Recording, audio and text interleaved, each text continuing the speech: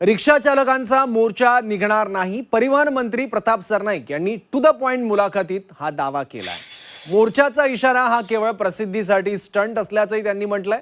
मोर्चाच्या इशाऱ्यावर सरनाईकांनी पलटवार केलाय. रिक्षा चालकांचे आकडेच चुकीचे सांगितले जातात. मराठी रिक्षा चालकच संपावर जाणार नाहीत असं सरनाईक म्हणालेत.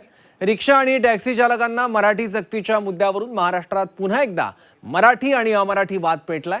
याच मुद्द्यावर झी24 तासच्या to the point with Kamlesh Sutar या विशेष मुलाखतीत परिवहन मंत्री प्रताप सरनाईकांनी मोठं विधान केलं. रिक्षा चालकांनी 4 मे रोजी मोर्चाचा इशारा दिला असला तरी तो मोर्चा निघणारच नाही असा दावा सरनाईकांनी केला.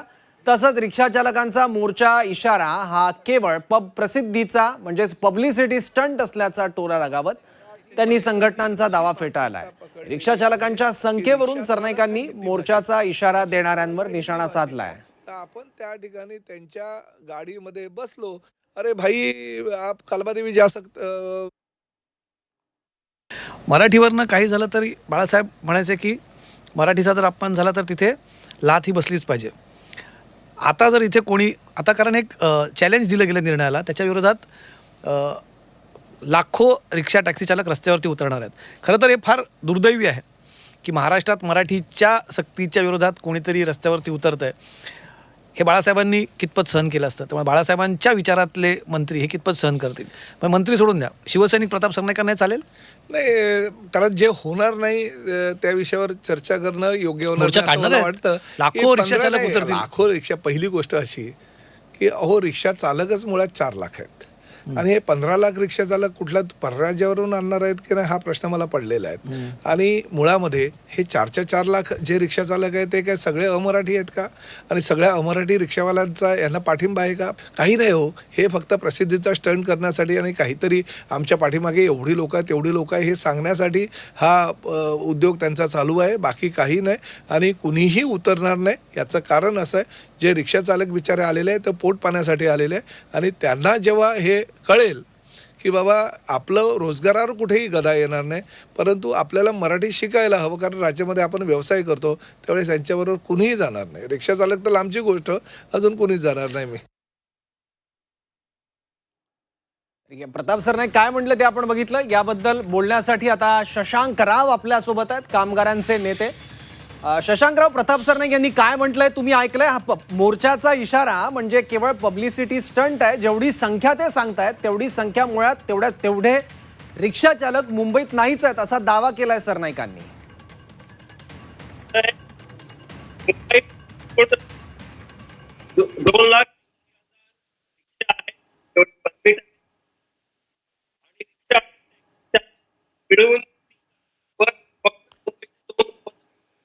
शशांकरावजी, थोडंसं मी तुम्हाला थांबवतो कारण तुमचा आवाज आपल्यापर्यंत क्लिअर येत नाहीये. काय तांत्रिक अडचण आहे ते मी माझ्या सहकाऱ्यांना विनंती करतो की त्यांनी बघावं. आणि तोपर्यंत प्रताप सरनाईक काय म्हटले होते ते आपण पुन्हा एकदा बघूयात.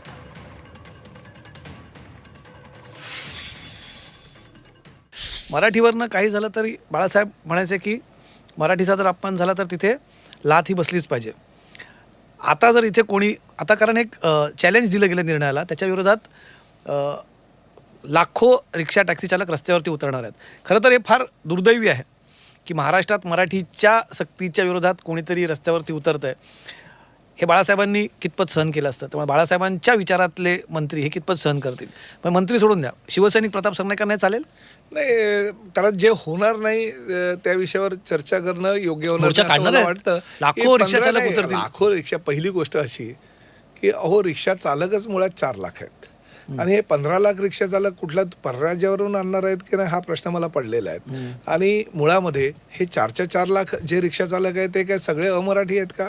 आणि सगळ्या अमराठी रिक्षावाल्यांचा यांना पाठिंबा आहे का? काही नाही हो. हे फक्त प्रसिद्धीचा स्टंट करण्यासाठी आणि काहीतरी आमच्या पाठीमागे एवढी लोक आहेत तेवढी लोक आहे हे सांगण्यासाठी हा उद्योग त्यांचा चालू आहे. बाकी काही नाही. आणि कुणीही उतरणार नाही. याचं कारण असं आहे, जे रिक्षा चालक बिचारे आलेले आहेत ते पोट पाण्यासाठी आलेले आहे आणि त्यांना जेव्हा हे कळेल की बाबा आपलं रोजगारावर कुठेही गदा येणार नाही, परंतु आपल्याला मराठी शिकायला हवं, कारण राज्यामध्ये आपण व्यवसाय करतो त्यावेळेस त्यांच्याबरोबर कुणीही जाणार नाही. रिक्षा चालक तर लांबची गोष्ट, अजून कुणीच जाणार नाही. मी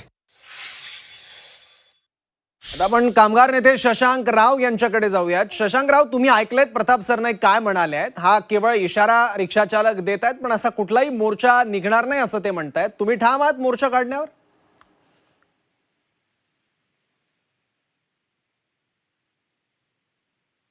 त्यांचा निर्णय आला त्या निर्णयामध्ये स्पष्टपणे लिहिलेलं आहे की 1 मे नंतर 51 प्रादेशिक आणि उपप्रादेशिक परिवहन कार्यालयांमधनं रिक्षा चालकांची चाचणी केली जाईल आणि त्यांना मराठी लिहिता आणि वाचता येतं की नाही याच्याबद्दल शहानिशा केली जाईल आणि ज्या रिक्षा चालकांना, रिक्षा आणि टॅक्सी चालकांना मराठी लिहिता आणि वाचता येत नसेल अशांचे परमिट रद्द केले जातील असा त्यांचा निर्णय आहे.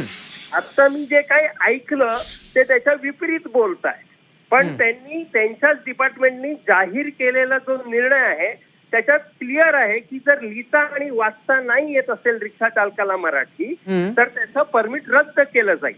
मुळात ज्या वेळेला परमिट दिले जातात आणि परमिटचे जे कंडिशन्स आहेत त्याच्यामध्ये डोमिसाईल होणं गरजेचं आहे आणि मराठीची व्यावहारिक ज्ञान असणं गरजेचं आहे, एवढंच. आणि ते आहे म्हणूनच सर्व रिक्षा आणि टॅक्सी चालकांना त्यांचे परमिट दिले गेले.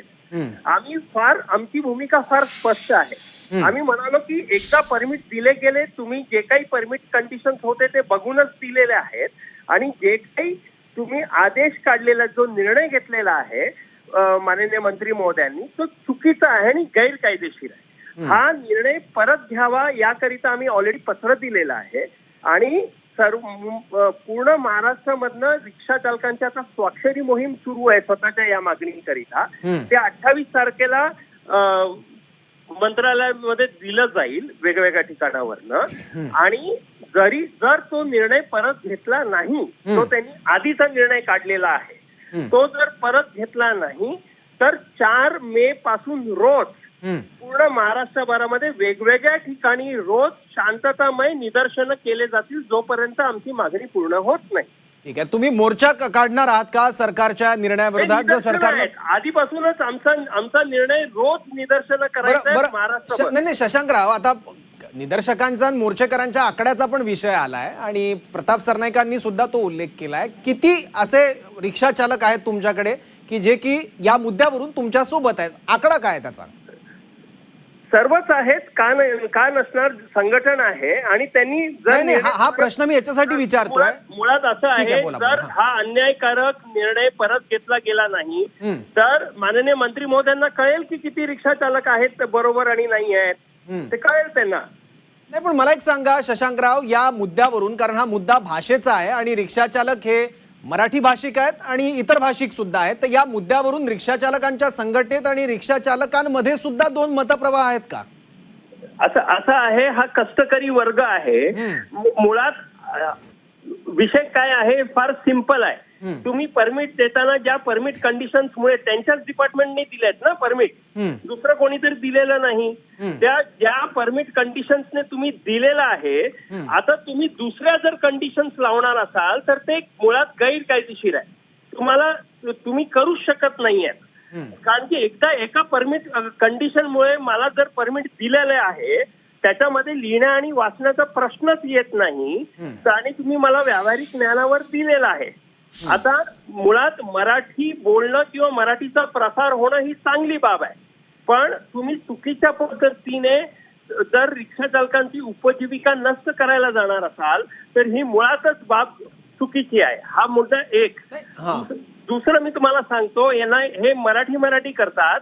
2 महिन्यापूर्वी यांचा त्यांनी एक गैरकायदेशीर निर्णय घेतला होता. रिक्षा चालकांचं कल्याणकारी महामंडळ आहे, त्याच्यामध्ये 800 रुपये सुरुवातीला भरायचे, 500 रजिस्ट्रेशनचे आणि वार्षिक 300. म्हणजे जर 15 लाख रिक्षा चालकांनी भरले तर 120 कोटी रुपये मिळणार. तर भरले नव्हते रिक्षा चालकांनी, कारण की तिकडनं काही कल्याणकारी योजना काही डिक्लेअरच केलं नाही. शशांकरावजी, ठीक आहे, तुम्ही म्हणताय ते तुम्ही तुमच्या जागी बरोबर असाल, पण माझा प्रश्न हाच आहे की मंत्री महोदय म्हणतात की हा फक्त इशारा असेल, असा काही मोर्चा वगैरे निघणार नाही आणि जी संख्या सांगितली जाते ती नाही आहे. थोडक्यात म्हणणं सांगा. आम्ही स्पष्ट बोललेलो आहोत की हा निर्णय परत घेतला नाही त्यांनी ठीक आहे. ओके. तर 4 तारखेपासून रोज वेगवेगळ्या ठिकाणी महाराष्ट्रभरामध्ये निदर्शनं केली जातील. ठीक आहे, ठीक आहे. धन्यवाद शशांकराव, आपल्या प्रतिक्रियेबद्दल. आपण भूमिका मांडलीत युनियनची, त्यासाठी. त्याच्या विरोधात लाखो रिक्षा टॅक्सी चालक रस्त्यावरती उतरणार आहेत. खरं तर हे फार दुर्दैवी आहे.